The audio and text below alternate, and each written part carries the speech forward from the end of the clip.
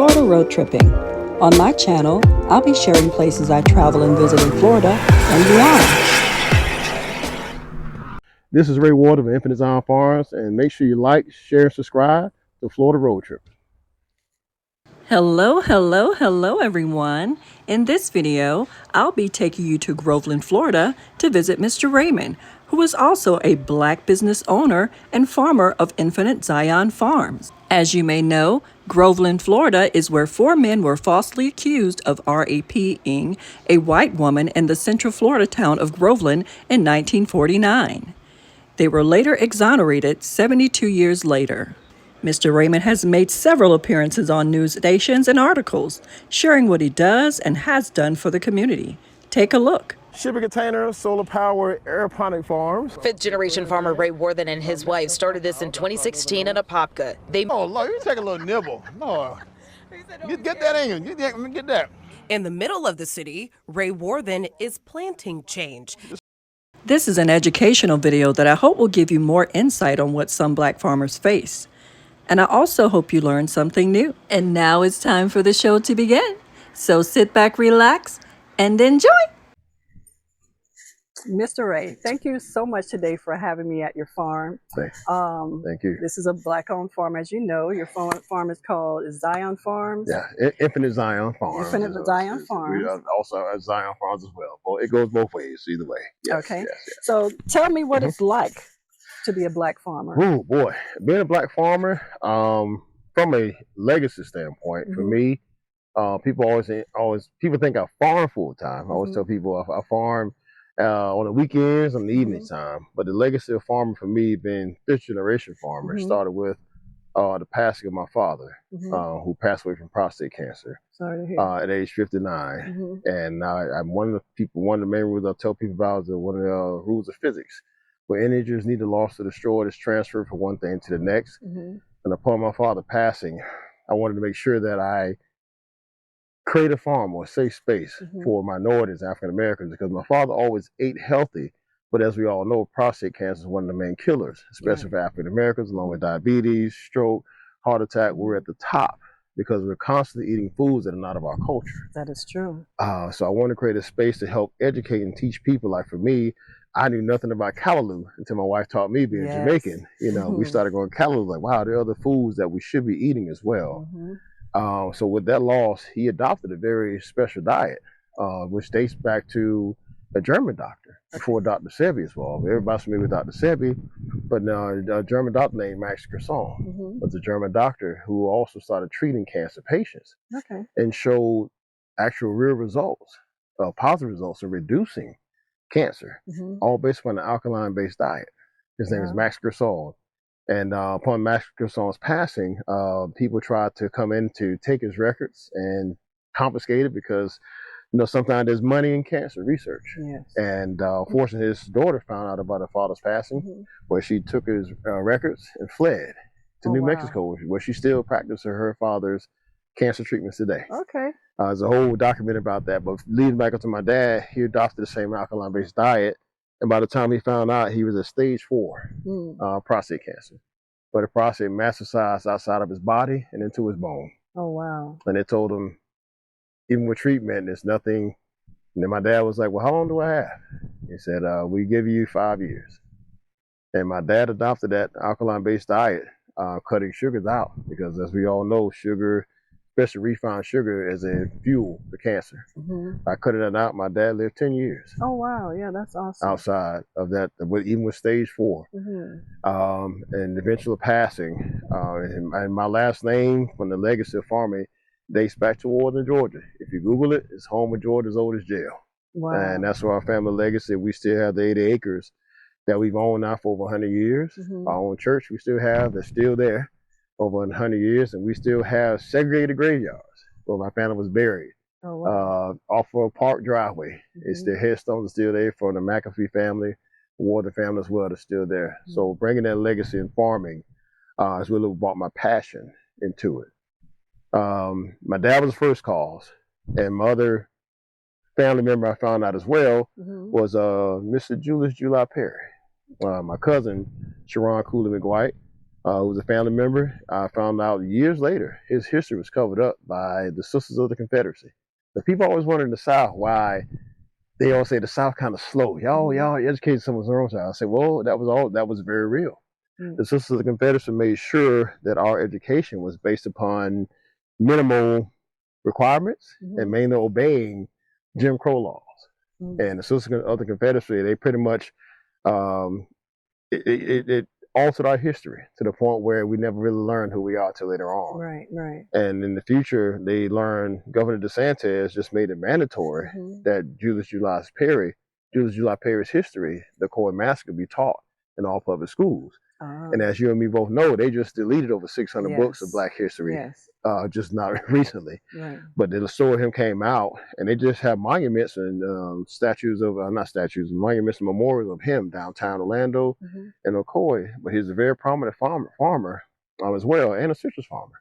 Oh, wow, okay. Which is the reason what brought us to Groveland, Florida, which we'll get into that as well. And out of honor of him, that legacy, and my family, that's why I purchased the citrus farm here in Groveland, because Groveland also has a history that most people don't talk about that's been covered up of the Groveland Four.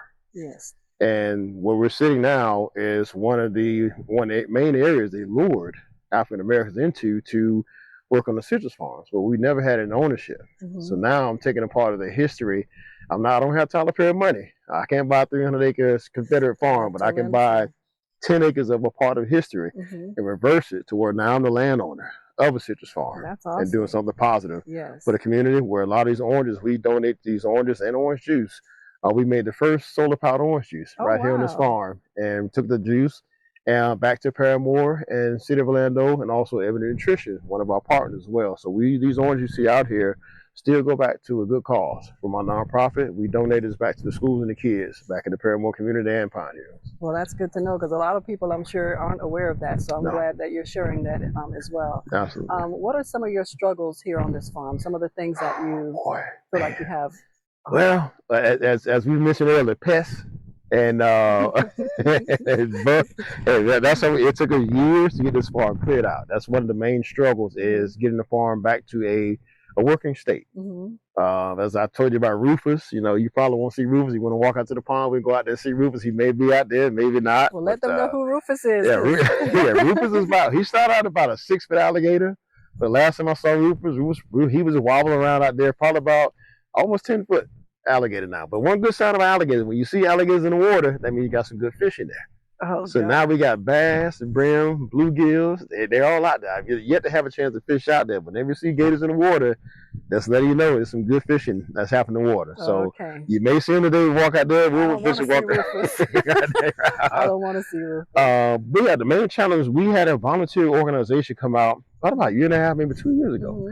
And we didn't realize how much trash that was on the farm prior to getting here.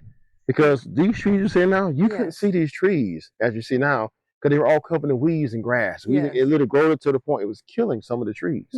So we just had help to come in and maintain what you see now to allow them to breathe, to get sunlight into them. They were dying. Right now we're at about 1,800 citrus trees. And we're 1 in 2 USDA Black citrus farmers left in the whole state of Florida. It's only 2 of us. But the challenges that come with that as well, the trash removal we had, the organization came out, we bought 120-yard dumpster for a volunteer event. We had 1,000 kids out here in one weekend. This whole area you see behind me was full of Orange County school buses, 11 school buses full to 2 days straight. And in 4.5 hours, those kids, we gave them trash bags. Hey, go out to the farm, pick it up, you can pick up. Within 4 hours, that first trash can was full. And that's when we realized we have to order another trash can. We never realized how much was out there until we had it cleaned up. So the first struggle is trying to get the farm in working condition. And I always tell people, we hear a lot about people, I want to buy some farmland. Well, depending on where you are as well, it goes a long way, because to purchase this farmland is also a challenge. Because you have to understand, unfortunately, Black farmers, since the days of sharecropping and slavery, we've lost over 16 million acres of land since that time. And that equivalent loss, money-wise, is equivalent to over $346 billion plus today. And that number grows each year with that land loss. as people understand, when you're trying to meet a family, meet someone, you're in a setting where generally a lot of us are not around. Even where you're sitting now, I'm probably about the darkest person you'll see for miles here in Groveland. Oh, wow. There are no other black farmers that I know of that are here. So for people to feel comfortable enough to even sell me this land, that came with the historical cost of telling people who I actually am. Right. And I'm a local food hero.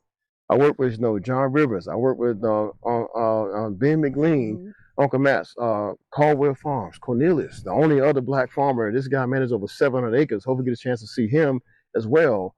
But I have to tell my whole life story to make people feel comfortable enough. And we had a situation one time, we went to, before this property, we went to purchase the land. And we were on a phone call with the young lady. Say, hey, like, we saw your farm, like, come out to purchase it. And I'll be real with it. We had a thing called code switching that we have to do. So we have people come in. I had to put my most professional voice on. My wife called, and she's from Brooklyn, New York. She called and said, hey, I'd love to go come out see your farm. I said, yeah, sure, not a problem.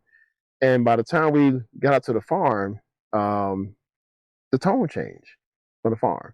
It went from, oh, this land's for sale. We got out of the car, and she realized we're a black family. Yes. And it went from, wow, this is, ooh. See what else I got on my schedule. Oh my God, guys, I'm so sorry. Yeah. The land just, the property just went pending. I'm like, we just called you 15 minutes ago. So how in 15 minutes, when we call you, said the land's available, to now the property is pending? And she saw that we were a black family. Yeah, black family. So I'm like, okay. So I called my friend Pete, and I said, Pete, do me a favor. Can you call his number? My friend Pete, it's a white gentleman. Okay. Call friend Pete and say, Pete, dude, hey man, could you call his number for me?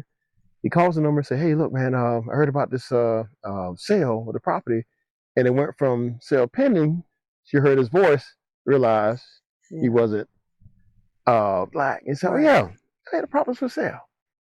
And it's a magical how people don't realize just something like that, and people don't understand that they're handing over generational wealth. Right. And even with the property here, I'm glad the gentleman was compelled by our story, but a lot of people don't have the story to even buy farmland.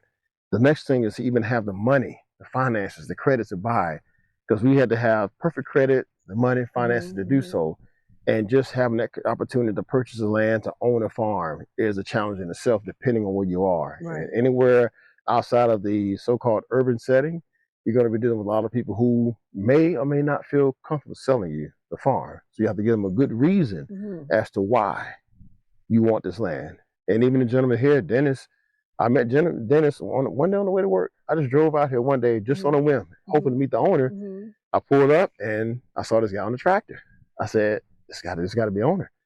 And walked to Dennis, and I could tell Dennis was like, what's this guy doing out here? And after I told him who I was, I gave him a whole story. And I told him, he said, well, what's your plans for this grove out here? I said, well, if you give me an opportunity, I'll be working with Ben McLean, Uncle Matt's Orange Juice. Right. We just finished filming a documentary together. And you could see where that wall went down. He said, wait, I know Ben.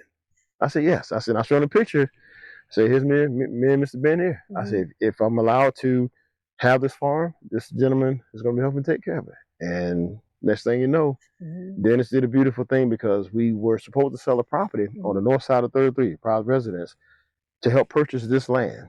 That deal fell through. The issue with this property was there were 4 other bidders right behind me and my wife that wanted to purchase this property. And now those 4 other bidders, 2 of them on the other side of the lake over here. Oh, really? Okay. Dennis was so compelled by what we had done in our store and what we done in urban farming. He said, Ray, I want to make sure you guys have a chance to purchase property. So, and the key thing I wanted to have on this property has the most buildable space. This property is 10 acres, and 7 acres of this property is buildable. The other lots across the pond, only 2 or 3 acres is buildable. That's why I zoned my sights on this property in particular. On top of having a springhead aquifer, springhead pond, natural springhead aquifer, it is the water source I need to feed all these orange trees comes from the pond. I don't need a well, no irrigation, and the pump house right across the lake All we do is pay for gas and diesel. So this farm is self-sustainable from a standpoint. I don't need anything, no electricity to have this farm. It has another food source. So, but just having that venture, be able to have it stored and tell people to feel comfortable with selling the property, that in itself, before even purchasing a farm, is also a challenge. Yeah, those oranges look pretty good. You got to eat these standing up because they get juicy. These are real juicy. They? Yeah, you got to. Yeah, when you peel them over, you got to stand. You can't sit down. They have juice all over. You'll see. We'll cut some over. What type orange? What kind of? These are sugar barrel oranges. These are mixed. These are from. Hopefully get it right. Hold the Ben, don't kill me. They are a mixture of the Tangelo orange and the grapefruit. I have to double check. So they actually hybrid. A little sweet sour. It's sweet sour. Yes, it's real. Yes, it has to get. And from legislation, you can only imagine the politics that go into oranges, because I didn't realize even this orange. I'll show you the bricks test. When brokers come out to your farm, they buy your oranges based upon a bricks number. I never heard of a bricks before until Ben trained me on it. And it's a little machine they have.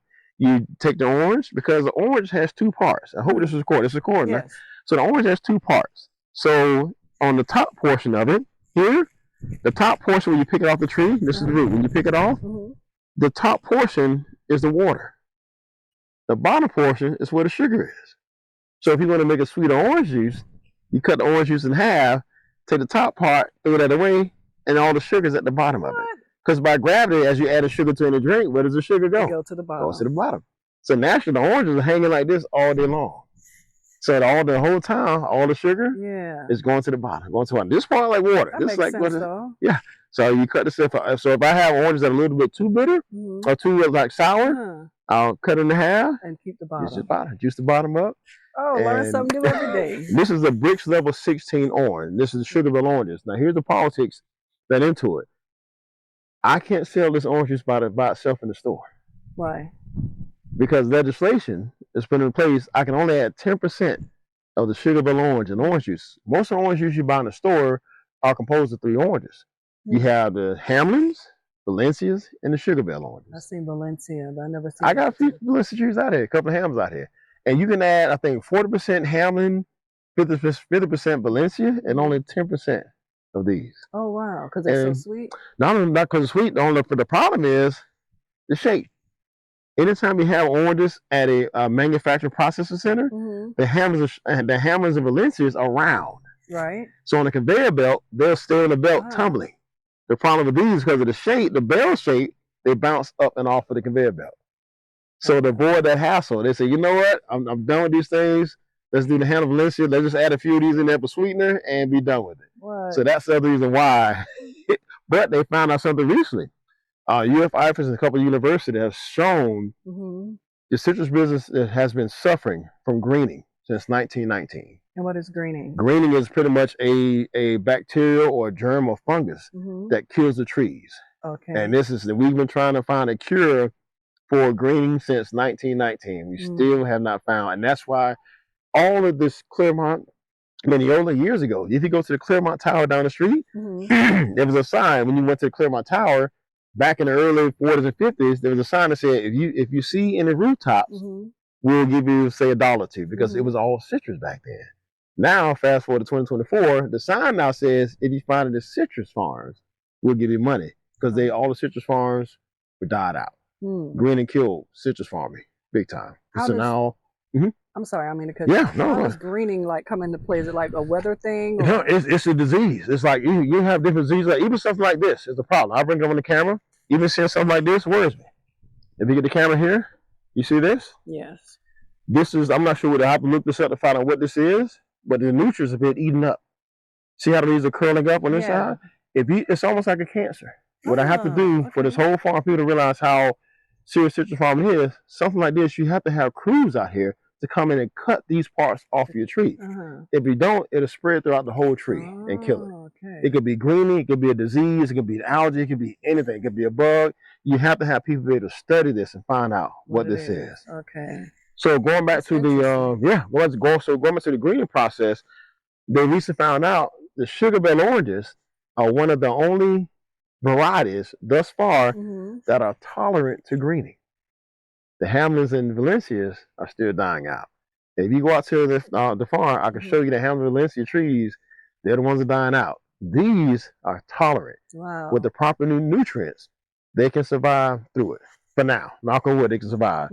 Given the fact we just spent $4,000 last year, because this farm is one of the very few farms that are under organic certification. Oh, wow. So we're one of the 1 or 2 black citrus farmers in Florida, and we're the only black farmer that's going organic.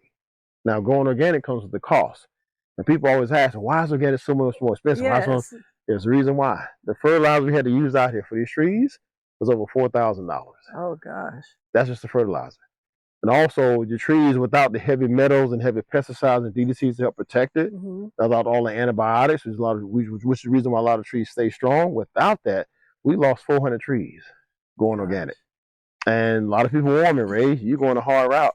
I said, I'd rather go a hard route to provide a safe, viable, metal-free, pesticide, DDT-free product for the kids, community, even my own family, versus going through the heavy metals. That is true. But they came with a cost. So people always wonder why organic is more expensive, because I have no protection out here. If I'm not on top of these trees 24 hours a day watching for stuff like that, I don't have the heavy chemicals to spray. And I have to send that soil sample in, and they monitor that. But it takes 3 years to get an organic certification. Oh, so wow. You have to this farm has to bear 3 years, cold, frost, whatever happens. Last year I was out here and this ground was freezing up out here. And people don't realize the cold weather is good, but once it reaches the temperature below 30 degrees, that's when you're in trouble with citrus farming.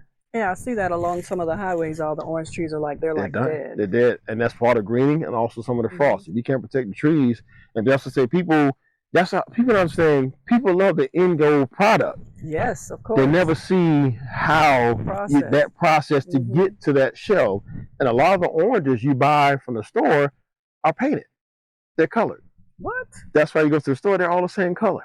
Like these oranges wouldn't make it to a Walmart or Publix because see the little veins? Oh, yeah. How they look? Yeah. And this is their natural color. If you ever go to the store and go to the fruit section, look at all the orange, they're all the same color. And some of the colors they add, like the red 35 or the orange 51, they're carcinogen. And they pump nitrogen into the produce section to keep their produce fresh. That's why in the store, it looks so pretty, but the moment you get home, like, wait a minute, those things just right the other day. Yes. And all of a sudden, it's out of the store. That nitrogen is not there to keep it fresh anymore. And all of a sudden, that's why on the orange bag, it literally says color added to the oranges, because by law, they have to put it on there because you're eating this stuff. But we don't look. We just see We just say, oh, yeah, just put on shelf. And off oranges, watermelons, all those things are graded. And these oranges you will not see in the store because of the way they look. You only see the nice, pretty oranges, the ones they selected. So these won't even make it to the shelf. And when guys come out to the farm to purchase the bricks, guys come out and try to hustle me out of oranges. Oh, yeah, I'll pay you $60 per barrel. And this is usually like I think it's a 5x5 bin. They put the oranges in. I'm like, damn, that doesn't sound right. 65.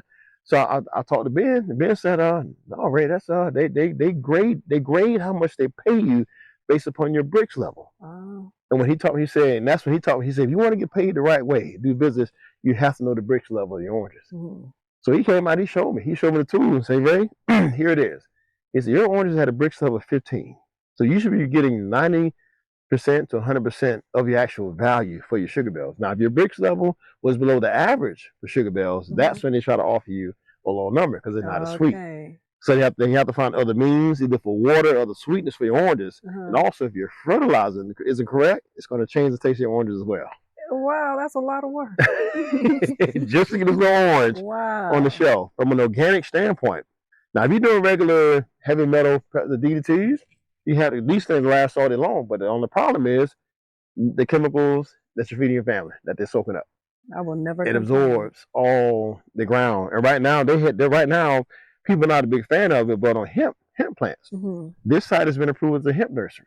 The reason why I got a hemp nursery license is hopefully to plant trees out here in the future to soak up the heavy metals and chemicals in the ground. That's what hemp does? The hemp plants soak up. That's hemp research. The UF-IFAS has done research. Shout out to UF-IFAS, University of Florida. They taught us about the hemp plant. I thought you just grow hemp for industrial use. No, hemp has been grown and known to pull all the heavy metals out of the ground into the tree. Man, so it's actually a kitty product. I can learn a lot, I'm telling you. Yeah. Wow. I will never complain about another organic vegetable or fruit ever again. It took me a long time to respect this, and I saw the process. And this is a small 10-acre farm. So imagine for those who are growing hundreds of acres organically. Mm-hmm. So it's impossible, yeah, to maintain it. So this is what I do on research when I'm out here late at night. As you said, I have to give dedication to the ladies walking in. I pay homage to the queens here. But this is where research goes on. We just finished painting, getting this redone.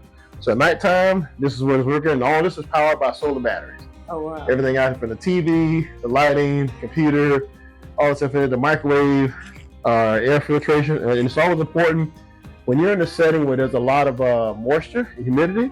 You want to have an air dehumidifier. Okay, that's how moisture mildew builds up on your farm. I have two of them, one here and one by the front door as well. But over here, I want to have, this is going to be a future library for Black history. Mm-hmm. This is the mini library down here as well. And as you see, I'll show you this in here.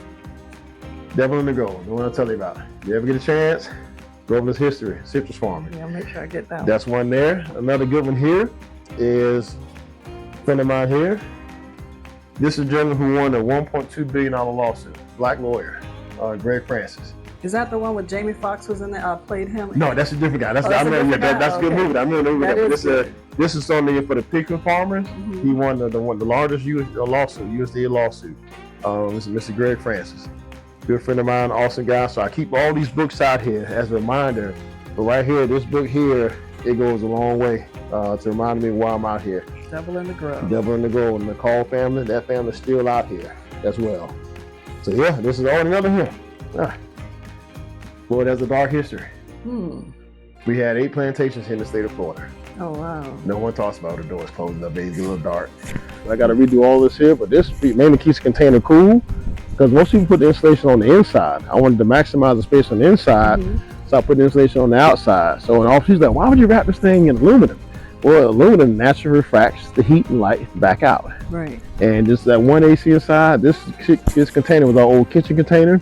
And I'll tell you the future use of it. I can't speak too soon about it, but I'll tell you off camera what this is going to be later on. Yes. But yes, this whole wall here, I made it myself. And it's going to be, braces going to be put on the outside of it as well. So it's going to be like a wood decking on the outside, and this is going to be behind it. And that's what helps keep these containers cool, especially in the summertime out here as well. And then later on, we're going to jack these up off the floor to help air flow underneath and also prevent corrosion as well. Here, a lot of people don't realize you buy these containers, you just sit them on the ground. Florida has a high water table, so in a few years, these things are going to start rusting. Right. So like the building behind us, our aeroponic tower building, we'll walk in, I'll show you.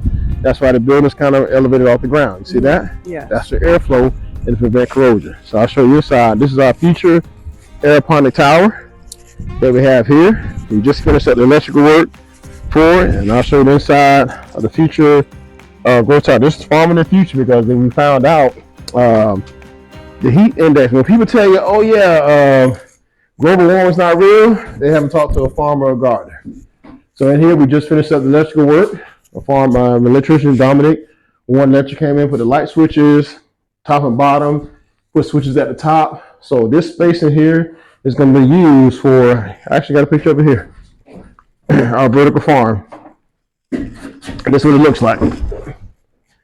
The vertical grow towers. Right there at the bottom, see the green trees? Vertical grow tower system is going to look just like that when it's done. And so thanks to Central Florida Foundation and Our Father's Table, we raised the money enough to build the farm before we had to move. Wow. Upon leaving South Street, it cost us probably about $7,000 to $10,000 to mobilize and move 60,000 pounds. We moved all of this out here to Groveland. And that took a lot out of us. It took a lot out of me. I poured my heart. I'm in the South Street to be there for the community. But I told the city, you know, and the commissioner, the official there, Regina Hill, I told us, look, until you all amend your CUP agreements, and CUP agreements are conditional use permits. And one of the main conflicts we had, the bathroom we just walked by, they didn't want us to have a bathroom out there. Oh, wow. And I built that farm from scratch. There was no electricity, no nothing out there. I'll show you the video. And we were the third organization that was there. And from a historical standpoint, unfortunately, the same store as previous Black farmers, there was a $250,000 grant given to that location. Now, all other organizations, whatever money they got, I've heard someone got like $80,000, some got more to do the same thing we were doing. Right. But by the time I got there, they said, hey, Ray, you know, the initial meeting in City Hall, hey, Ray, we heard about what you've done in the Apopka. We love your work, and we won an award from the Chamber of Commerce in Apopka and put us on the map. We started the first farmers market on the farm. I got so tired of seeing farmers market around the street corners. Right. I said, let's actually do a farmers market where it's supposed to be on the farm. And they told me, Raymond, we need your help in building this farm out here in Paramore. I'm like, okay, cool. I said, well, how much are you going to talk about building this farm out? I said, well, we're hoping to be a feel-good campaign. I said, what do you mean a feel-good campaign? And I said, it was like free. I was like, wow, so you want me to build this whole farm out? Wow. No electricity. I'm spending $16,000. What you're seeing here is costing me $16,000 to bring electricity to this farm. I had to spend $6,000 on South Street on a little 0.3 acre farm to build it out. They wanted me to do this all for free. And I said, oh, wait a minute, time out. Technical foul, I'm throwing the flag. Yes. What happened to the grant? You all had a $250,000 grant out here. What happened to the money? Oh, we're glad you mentioned that. We do have some funding left in that. And we managed to scrape another $10,000 for you, but that's for labor only. I'm like, $10,000 for labor only? That's going to last a month. You know how much work it's going to take to build this farm out? So how much is left in this grant? So out of a $250,000 grant, this is a 6-year pilot program. 6 years, $250,000. In 3.5 years, by the time I got there, late October, there was only $20,000 left. Oh my goodness. In a $250,000 grant.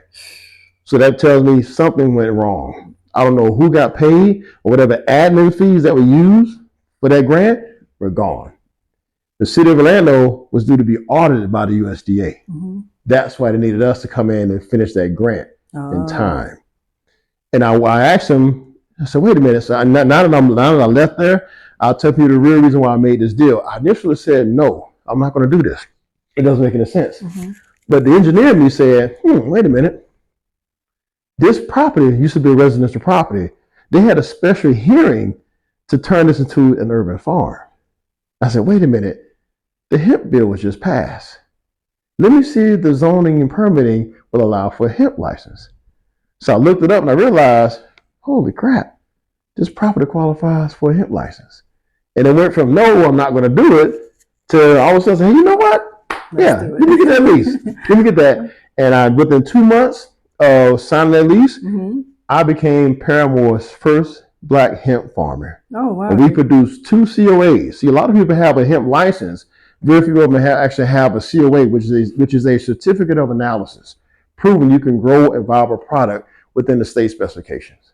There are only 2% of people with a hemp license in the state of Florida who can do that. And that we made history down there in Paramore. Well, congratulations on that. And out of 6 years pilot program that the city is going to be audited on, we finished their pilot program in 1.5 years and saved them from being audited by the USDA. And people are like, well, why would they give such a beef about it? Well, here's the problem.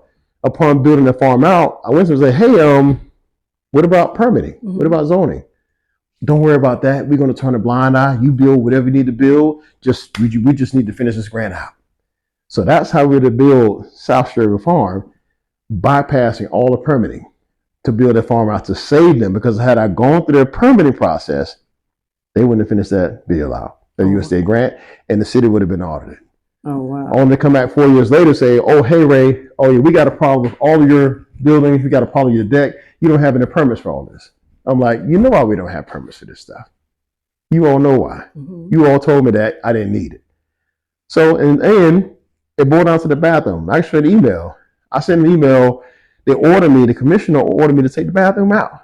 I'm like, what's with the bathroom? I said, there's no way I can work for my full-time job, come out here, work during the night, build this farm out throughout the night. I barely see my family and kids on 2 or 3 days a week to not have a bathroom. And I told her, this is South River Farm, not South Street Plantation. If I want to be out here, I want to at least have a working restroom for kids and families. And we had partnership with Rollins College, UCF, Valencia, Nike, Prologis, Tulane University.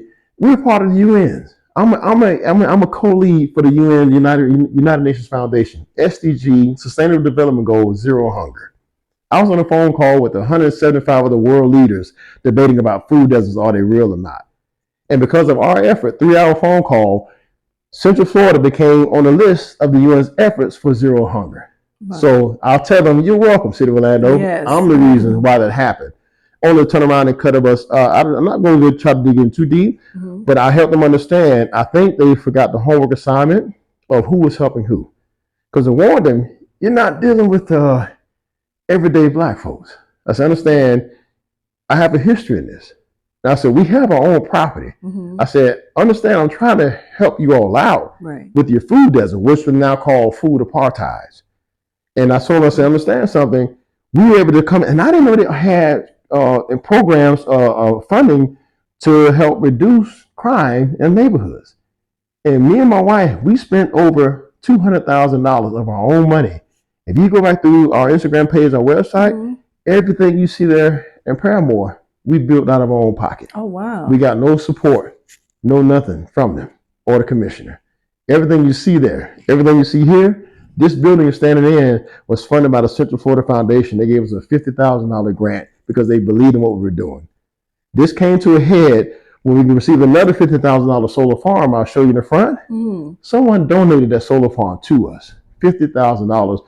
We were getting ready to build it on South Street to be the first Black-owned aeroponic shipping container urban farm in Paramore's history. That's awesome. Somehow the politics got involved. So someone basically said, Ray, I think you did in 4 years what they couldn't do in 10 years. So that kind of puts somebody in the hot seat of question as to how does this guy come in, not funded, not supported, but only $20,000. And I won't even get into what happened to $20,000 because I want to keep it on the light. I understand. Happy footnote. But yes, after leaving that farm, we were a part of a Bloomberg grant. And the Bloomberg grant was $1 million grant. And the city of Orlando won it. And they said, well, Ray, we understand you're leaving. We understand you're taking off. Would you like to come back? We got money in the grant for you. And I said, Batman's left the building. I'm gone. I'm not coming back until you all have real change, not only for South Street, but all the other urban farms there. You have to have amendments to your CUP agreements to allow restrooms. It is inhumane. Because when I started working at South Street, I was using the bathroom with the homeless down on Hicks Avenue. Oh, wow. Yes, ma'am. Lord. I used to ask the homeless, hey, man, where's the best spot to go? I'm leaving my $4 billion project off a Brightline to come build a farm there in Paramore, using the spots where the homeless use the bathroom down Hicks Avenue. Awesome. So people wonder how we got the respect of the community. We got to stick with real. The only time the police came there is when they assumed we were breaking into the farm. And I realized we had a lease at South Street. The guy pulled up with Mr. Sharif Shabazz. To give you a breakdown, Infinite Zion Farms is actually composed of 2 organizations. Infinite Roots is Mr. Sharif Shabazz. He started with us way back in Apopka, way back at Land of Hope, Dr. Fulmore. He was there. He joined us on South Street. He had a desire to work in Africa. So as we were building South Street, Sharif said, Ray, man, I feel bad. Man, I want to go there. I got a chance to work in Ghana to build a sustainable institute, agricultural institute in Ghana. So I'm like, what you mad about, Sharif? I said, go, leave. I said, we're going to build this. Right. And Sharif was supposed to go over there and work 2 years and come back. Sharif Shabazz, he's still over in Ghana right now. So people don't realize our effort extends way beyond South Street. It extends all the way to Ghana, Africa, where he built. I've seen the name of the institute. They built a sustainable institute over in Ghana, Africa now. Wow. So people realize how massive our efforts were. So I told the city, I appreciate. One thing I did learn, I always tell people, and this is an unfortunate story of Black farmers, what we have to go through and constantly being burned, is one thing it taught me. And I thank the city of Orlando and Regina for teaching me this. They really taught me that passion will only take you so far. That's true. They taught me that. And I also realized there's profit in poverty. Sometimes it's good, sometimes it's bad. I ran an organization. This is a well-known large organization out of Paramount when I first got there. I won't say their name to protect them. Right. When I first got there, they were doing food drives down in Paramount. They would pull up in their truck. But then I saw one of the guys looking at one of the little girls over there. Keep in mind, I'm right across the street. I got you. And I saw them handing out food, but some soldiers, you know how some they have these different missions, they go to different countries. I saw the look on some of those guys' face, and they were not Black. And I saw the look on the guy's face, and I was like, no. And I went up and asked him, what's your purpose here? Right. And they gave me some silent questions. I told them, if you're not here for that general cause, and they said, well, one of the gentlemen was like, well, Ray, we see you building this beautiful garden over here. Let us take this burden off your hands. Burden? What burden? I'm a part of the community. Well, well, we can really come in, we can step in. I said, oh, so let me get this straight. You all didn't think I can build this space, but now you see it's a working space. Now you want to step in and help out or take over? I said, no, we're not doing that. They tried to pay me to have their organization come there after I built that place myself. And that happened multiple times while I was there. I never told anybody about this. These things were happening while I was there for people who didn't look like us. I had a gentleman going into the LGBTQ chat, a young lady who managed our farm. I won't say her name. I don't want to protect her as well, but she was also, I'll call them happy. People call it gay. I call them happy because they're all, you rarely see an unhappy person that's gay or LGBTQ. That's true. Gentleman came in, he had a $2,500 check. He said, Ray, I'm part of a church group, blah, blah, blah. We would like to come out and we want to present you with this check. I'm like, okay. I'm like, oh, $2,500? Hey, that'll help out. I'm like, okay, well, thank you. He said, well, yeah, me and my church group like to come out and meet you all. We heard about the great work you all are doing. I'm like, okay, so when you all want to come out? Oh, we'll schedule time. And as he went to walk away, he was like, oh, wait, but I have to ask, are there any like LGBT people who come here? I said, well, Zion, the way we design it, was a place of utopia where everyone's welcome. Exactly, yes. We don't discriminate here. Right. He said, well, there's a little baby B. Come on, B. I don't have no oranges. The oranges out there, man. Okay, thank you. The B just flew in. I told him, I said, look, I said, well, we welcome everyone. We don't discriminate here. He said, well, not that it matters to me, but some of our board members and members may kind of be partial to that. And I was like, let me get this straight. I still got to check in his hand. So you're saying what you want me to do is not have anyone potentially gay or anyone from transgender community out here? And not realizing my manager is also gay. I looked at the check and I said, I don't think you get it. I handed it back to him. I said, I appreciate what you're doing here. But I said, I'm a black man in America. I lived 40 plus years on this planet being discriminated against. That's all right. Now you want me to discriminate against others? Right. I handed the check back. I said, you have a good day. I told him, I can't do that. Zion doesn't work in that manner. And I think the problem, the issue people had with us as an organization, I told them, look, you got two options with Zion. Either jump on board or you get ran over because the show stops for no one. As you can see now, we left South Street and this show's continuing on. I warned them. And people don't understand, for people who ever doubted me, I only have one farm to manage now versus two. So what's going to be built out here, it's going to be, I'm working with the mayor. I'm working with legal teams. I'll share details off camera, but it's definitely going to refine agriculture, ag tech, and technology here in Lakeland. And I warned them, either jump on board or get ran over. I can't change for them. So what you're seeing now, come on out here. I'm gonna show you what we got going on. So now we're outside. We're looking at the power distribution for a farm. So inside of this building, we're gonna be running the aeroponic grow tower system along with some other agricultural aspects of the farm. So over here, we have our service over here as well. So out here, we have our 300 amp service line. And this took a lot of work. So this thing is gonna be filled with different switches, breakers. This is the main breaker here, one of the main breakers here. There's gonna be another here as well. So this whole setup to get the farm started cost us $16,000. I tell people it's important to maintain, to make sure you have enough power. So that line runs it all the way through. I'll show you the whole power distribution here. It's a power distribution right here as well. And I'll show you where we'll walk from the power to the solar. That's the office space. AC's there, AC's here. There's also another power distribution here. This was just installed. And I'll walk to the front, combining and making a hybrid solar powered system. That's going to be critical for the farm. And they're probably one of the first of its kind in the area producing a solar powered hybrid style. Hybrid means it's a combination of battery backup and a combination of feeding back to the grid. And also being in agriculture, the cool part about it is when they're having the agriculture as a tax exemption, we pay no taxes. Also, if you're building any type of structure or electricity for agricultural purposes, you don't need a permit. So that avoids a big loophole and cost for building, along with agricultural use. And also from I'm hearing, you get a different net metering. And net metering means the power that I can generate from this farm feeding back to the electric grid, I get paid additional fees for the net metering back to the system, back to the grid. Okay. Now that fee comes out at nighttime, because in the daytime, it's only minimal uses out here. So I may end up making a little money. But nighttime is where it kicks in, but that's where the hybrid system comes into place. That's where the battery backup. So instead of pulling energy from the grid, it actually pulls energy from my batteries. So that's how I save money in figuring out the power distribution from the batteries versus using money from the grid. So the hybrid system is a combination of both. So yes, let me tell you all about some Armageddon. I'm a big fan of zombie apocalypse. I hope it never happens. No oranges here. But in the event, everybody's so caught up with these doggone cell phones. Let me show y'all something that I think every home should have in the event. And back then, this was our road rangers. Remember when your car broke down? Yes. And before road rangers, the semi-truck drivers were actually a help.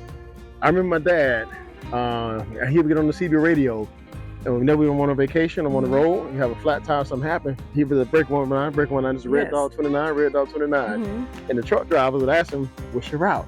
And I always tell people it's important when you travel on the road to know your mile markers. To give you a quick indicator, every exit you get off of is actually a mile marker. So you get off of the exit 341, that's actually mile marker 341. That's how the ambulance and people can triangulate on your position or where you are. Right. So then when the cell phones, everything goes out, I would encourage everyone, this is the antenna, to get one of these bad boys. Now Unity, if y'all see this, y'all give some sponsorships, we'll give y'all a shout out. So I'm giving y'all a big shout out here. This is a CB radio, Central Broadcaster Radio. You ever see the movies like Will Smith, I Am, with the one he's fighting the zombies? But he's calling out on the radio, waiting for somebody to respond. He's going through each one of these channels, hoping that someone hears him out there. And this is our road rangers before. And keep in mind, you call road rangers today, it may take an hour or two to road rangers. Back then, if you had one of these, you knew how to communicate with semi-truck drivers. Within an hour, you'll see one of those trucks pull you over, help you change the tire, get a new tire for you, and help you out. This is what they communicate with. So if you're ever on the road or lost, or when they have the solar flames come from the sun and knock out all cell phones out and they don't work, this is going to really communicate. The solar flares won't affect these. How would it, if you want to call law enforcement, there's a way to... There's a channel in there as well. Oh, wow. All the time. You can, some people use these to pick up on the law enforcement channels. Oh, that's why some of the channels law enforcement have that are private. You have to have a code to get into them, because people go, we used to do it at home. We used to sit there and tune into the Riviera Beach Police. Yes. You hear all the crime, all the call outs of 187, the BOLOs, be on the lookout for. You can say this is all on the radio, because it's broadcasted these. Oh, wow. So just kind of keep in mind. Just keep in mind. So come on in here and I'll show you from power standpoint, power distribution. This is our future solar farm here. So in here, this is where our hybrid farms will be taken over. And this big box here is our Q cell inverter. So what this thing is going to do, once you have the system powered up, and this is our first solar power wind turbine. So this is going to be powering up later on. I can't say what it's going to be for, but we had this in South Street, but I'll tell you later on as things build out. But these panels, as you can see, these are very large panels here. This one got damaged, got to replace this one. But each one of these panels is about 400 watts. So this is our hybrid solar farm. And this inverter is pretty much the brains of the farm. So what this thing does, it pretty much manages the power in the daytime. And this thing would tell the solar panels when night hits, when the sun drops, when the sun light motion drops down to say 10-20%, this inverter will say, hey, I can't power you guys anymore. We're going to switch over to these. These are the backup batteries, and these are the batteries. These things are very heavy. They're about 300-400 pounds a piece. But as you see, I have two extra ones back here. These are 6.3 kilowatt Q cell batteries. So this is going to work in conjunction with the solar panels to help power at nighttime. So at nighttime, when we use electricity for AC or refrigerator, whatever, it's going to be powered off of these. And I can choose whether to have these run from the batteries or to stay back on the grid and use the electricity from the grid. So that's a beautiful part about hybrid system. Right. But they can be very complex depending on how you set them up. So I have other uses for these batteries that I'll tell about later on, but it's important to have, this is the hybrid system where you have backup battery, and by law, we still have to stay tied to the grid. So in the daytime, this is an 11.2 kilowatt system, which is 11,000 watts. 11.2 kilowatt system. So hopefully we'll know how much power we can get back to the grid and get some net metering costs back to us, make it profitable, or we see how much we're actually using in conjunction with the batteries. But this is a system that I recommend when they say being independent and off the grid. This is semi off the grid. Hopefully I'll be completely 100% off the grid system and I have to rely on the grid tie system, but due to politics, they make you tied to the system as well. So I understand. I'll get this with the power. As far as being sustainable, this is the way to go. Because if the power goes out for 2 or 3 weeks, I have all this power here. I can use it to utilize and have power here as well. Oh, wow. That's awesome. Yeah. So what we got over here, you probably see the don't feed the gator sign. You see people like feed the gator. So I think you worry about Rufus. The only Rufus walking down here, you can't miss Rufus. He walked way down there. He's following the water now, but I want to show is just the sustainable aspect of the farm. This is our natural springhead aquifer pond, and over there's a pump house. My neighbor runs a pump house, and we go in on the diesel fuel. It's probably about $700 to fill that tank up, and that pump house controls all the water throughout the grove. Like I said, we don't need we don't need a well, we don't need anything like that because all the water comes from the pond. What we're doing now is coming down towards the end. I know you don't want to get too close, but over here, we had to clear out all this vegetation. Because see all this vegetation here? All this vegetation is actually part of the pond. And right now what's happening is actually clogging the pond up. So we're hoping to get some funding one day to come in and bring a barge out and clear up all these woods. Because our property, this pond actually runs all the way down our property way back there. And I want to clear all this property out to put a wood deck, install a wood deck, a walking deck to come out and fish off of, to do tours and other things like that as well on the farm. But this farm actually takes an S-curve towards the back and goes way back to the natural state preserve. So I want to clear all this out because right now, if you do an overhead shot, you'll see the watercolor is different. And there's a lot more sediment on this side than the other side. And it's stopping the water flow. So by freeing up all this vegetation out here, it'll free up the water flow to actually flow through both sides of the pond. And over here, I always tell people, any citrus farm, you want to be careful. These are the ant piles. We can't do nothing about them. This is their home. I'll tell them when you come out, do not. They would tear you up. And we call them. I call them. These are the normal red ants. But some of the dead trees, we call the big booty ants. And these are the ants are real big red ones, and those bad boys they'll put a hurt on you. But this is one of the Hamlin trees here as well. I'm trying to find one of the trees. So this is the sugar bell tree here, and one of the Hamlin trees. We'll end up running across one of those later on as well. If I found one with an orange one, I saw the difference between the oranges. We had something back there. Okay. But as we walk forward toward the pond, we'll get into we'll probably run into some of them over here.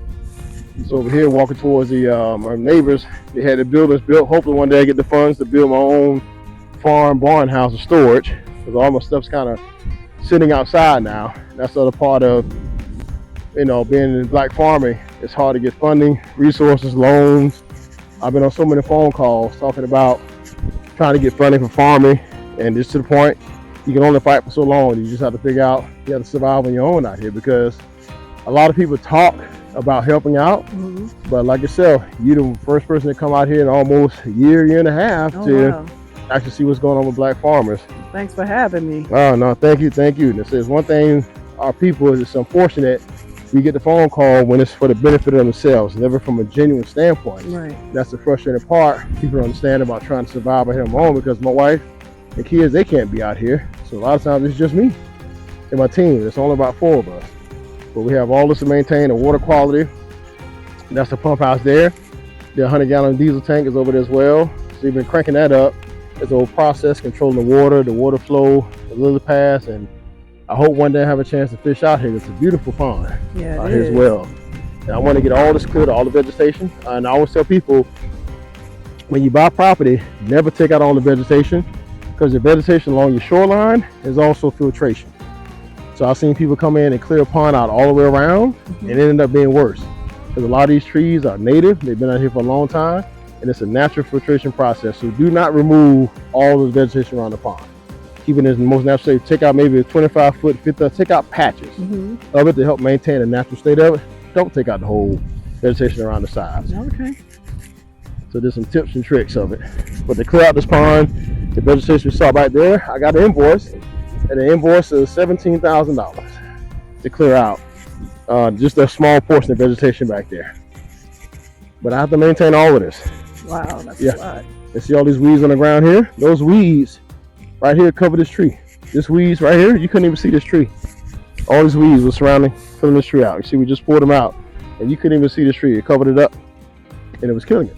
So it's important to have the maintenance team, maintenance crews out A lot of people don't realize how much work it goes into trying to keep these trees alive in the happiest state as possible and keep the fruit tasting well and tasting good. It's a constant feat. And to clean one of these rows is over 500 feet of de-weeding. And all these weeds you have to take out and burn all these weeds out. And sometimes you get the wrong plant or from a different fertilizer, or what happened is you may get a different type of seed or weed that you never had out here before. And that one seed gets in the ground, next thing you know, you have a whole new type of fertilizer. Now I'll show you one you didn't have a few years ago. I'll show you what happened one year. Yeah, so I'm coming up over here. You don't hit irrigation lines, you have to maintain the irrigation lines, the pressure release valves, all this is a factor in the farm. If you don't maintain these or check on these and make sure the pressure's right, the trees never get water as well. So all this is the process. Even coming in, see this green leaf here? The green root? Any ones you see that are like cankering or dying out, this is the new one that just popped up. You just got rid of these. These were not here a few years back, and this is actually a good weed. It actually gives nitrogen back to the soil. We thought it was some sort of parasitic invasive weed, and kind of found out that's an indigo something plant that Ben told me about. It's actually good for the good for the farm. We got to get rid of those for the overgrow. So each year now we have to, those were not here 2 years ago. Somehow they went dormant, so now that they're back. But I thank God that they're a good weed and not the bad ones as well, the nutrients. Okay. And over here you'll see these are the same weeds we just pulled out, as you can see. So some of the trees have suffered. So beyond here, as you see, the genetics get weak, and this is a tree that is sick. So what happens here, we have to take this tree out. This tree is dead.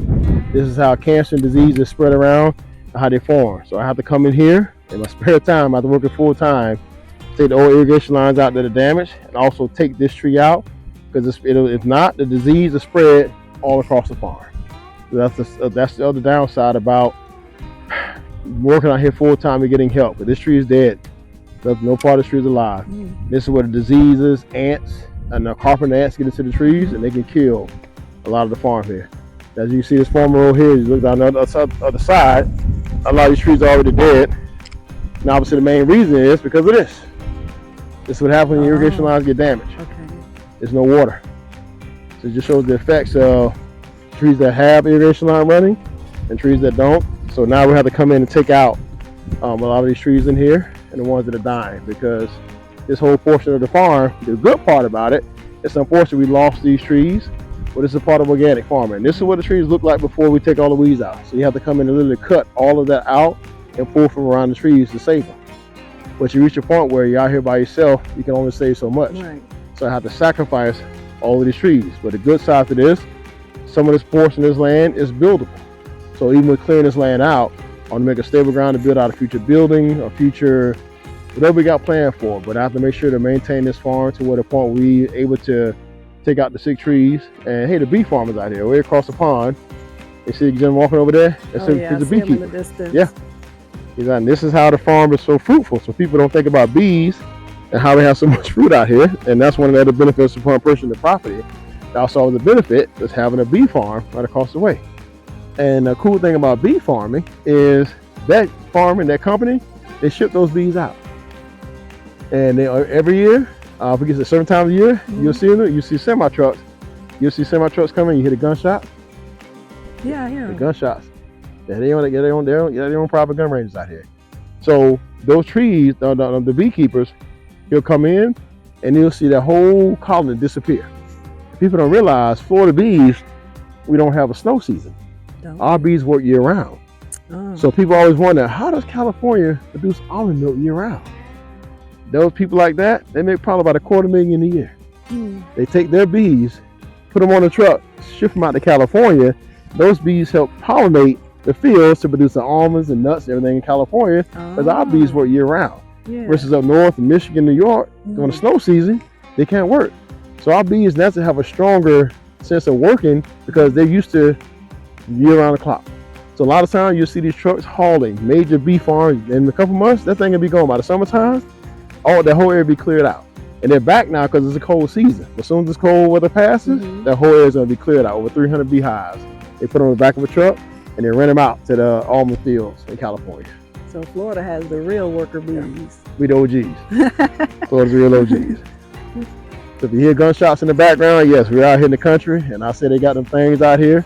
It's definitely a different element, different environment. So if you hear the gunshots, it's private homes back in the distance. They have their own gun ranges out here. They don't have to go pay 25, 30 bucks to the gun range. They have their own gun ranges out here. Can be expensive. Yes, yes indeed. So you must walk out here often because you must walk. I'm sure you probably walk out here. Oh yeah, often. okay, all the time. About Rufus. I got some Rufus down. You can hear Rufus underwater. Oh, really? Most time he's on the other bank. Most time he's on the other side. The only time he swims in the water or come on this side is when he. What side? This side where we are? Yeah, he rather come. Most time he's over there. He rather come on this side. The only time I seen him over here was for some fish. He didn't get out the water. He's here to get some fish because the lily pad's further up here, just past that pole. That's a good fishing spot where everybody who comes to fish. That's why I put a camera down in the corner. In the nighttime, I use a ring camera to see who's out here. Oh, okay. You got some suspicious activities that happen out here as well. I got to keep an eye on. And all this property is ran by a solar power 5G network. And our tower, what is the camera tower? It's way in the distance there. That runs off a solar power battery. It's a light tower at nighttime, so the whole 5G network runs off of that one. They have another 5G hotspot, so I can see it out here at nighttime, I see it all throughout the farm as well. But I hear some good fishing. I'm gonna go freshwater fishing. I've yet to fish yet. I haven't had the time. Well, for 1 year, I get a chance to come on out here and fish in my own pond and get some stuff. I had a gentleman come out here from Guatemala. He came out here to help, and he had a Guatemala net. And I went to the store, came back, he had a cooler full of fish. Bass, bluegills, and bread. Oh, bass is out here too? Yeah, bass out here as well, yeah. They're out here, so yeah, I just want to take a quick walk. But just walking out here is so peaceful, being able to walk through and get away from the city. And you can see the difference between the dead fields here and see how it gets greener back towards the sugar bells. See how you have dead space here, and towards the back it's all green back there. So hopefully this will be a future solar farm. A portion of this will be a future solar farm here as well. I'm trying to walk see if we find some of the Hamlin oranges. I know we got some of them. I know if you want to walk all the way around, or it's up to you. I know how you felt. You mean like all the way around, this? No. Just back here down the road in the back. Yeah. I think I got some Hamlin oranges over here. I think I see some over here. You see them between the sugar bells. Okay. It's probably the last crops from these trees here. So you see the difference now versus the Hamlin oranges. To see what you buy out of the store, and some can be some of Valencia as well, versus the sugar bell. These can roll on the belt nice and evenly versus this has to flop off. So that's why a lot of these oranges are produced at the factory as well. They use the Hamlin and Valencia oranges versus hard to process these because of the shape of it. But these are sweeter by far, indeed. See this tree here, just sick. You see all this crust on the end? All this is sickness. I'm not sure what type it is, but this tree is dying. It's literally, this is probably the last orange this tree produced this year before taking it out. And what happens is, you turn it down. If you don't come in and prune all of these dead leaves back, that disease will spread all throughout. So a lot of these trees probably got sick from the same state here. So you have to have a team constantly cutting back, and you cut this back until you see the green within the branch. So if you break this in half, and this is brown, then it's dead. If it turns green, you cut it back to where it turns green. This is a constant process. So imagine going through 1,800 trees, cutting and pruning them all back, just trying to find the greening portion. And now is a good time because we're in the fall. So by the time and it's actually by trimming the leaves back, you actually help conserving the energy of the tree. Because right now, all the energy is being produced is going to all this dead space of dead leaves. So by breaking them off, get rid of them, you're shortening the amount of energy that this tree needs to feed. By breaking all these off, just trimming the tree back, just doing this to help this tree recover. But it's just me out here, and I can't do this all by myself. So just something that simple. If you want to learn how to volunteer, what to do, just coming out to help prune to save these trees. A lot of trees are dying because of wasted energy. So one-on-one, citrus farming. Trim me. Yeah, so I'm Nathan Peterson. I work for Indian Summer Honey Farm. I also run my own bees. So these are what's left. We just sent most of these up to California. I was just telling about it. Pollinate almonds. I was saying, and we're neighbors by the way. Me and Nathan are neighbors. Yeah. So I keep these here. They come over to your spot, I'm sure. Yeah, I love it, man. And so yeah, we right now I'm just splitting some of the bees, trying to increase the number of hives. Right over there, we have the mating nukes, so we'll raise queen cells at the farm, and then we'll put the queen cells into the mating nukes, It takes a couple weeks. The virgin queens will fly out, they'll mate with the drones, they'll come back. We'll pick the queens. Sorry. There you go. Yep. All right. We'll pick the queens out of them and sell those to other beekeepers who are trying to increase hives, who are selling packages or making or not making other nukes to other beekeepers, putting the queens in, and we'll pick the queens out, and then the next day we'll come back, put another queen cell in, and so we'll do that for about 3 rounds with those, and then we'll turn them back into regular hives, and they'll go back up to Wisconsin and hopefully make a lot of honey for us up there. So yeah, it's and tell them why you send them out to California, the bees. we pollinate the almond trees. So the almonds need bees to pollinate. The trees won't produce almonds unless they are pollinated, and so honeybees are the most efficient pollinators. And so every year the almond growers spend a lot of money to get bees out there to make sure that the trees are pollinated. So a lot of guys will send bees out there pollinate. So we have been doing it for a couple years now. We skip some years depending on what our bees are looking like. You really need to make sure you send strong hives out there. So we did send a truck this year. But yeah. Well, Nathan, I appreciate it, brother. Just showing people the importance of having neighbors, sustainable beekeeping, citrus farming. They all ties hand in hand. Farming is universal, so you have to work together as a community to make it work. So, yeah. Thank you, brother. Appreciate it, man. Good looking out, man. Thanks a lot. Definitely. Well, thank you so much, Florida Road Trip, for coming out to see us farmers today. It means a lot. And we hope to have you all visit us more. And you all welcome back, because this is going to evolve into something special. And as you all come back, we will reveal more of what's going on in the ag tech and the technological side of farming. Y'all take care. Have a good one. Peace. I'm out. Thanks for watching. Don't forget to like, share, and subscribe.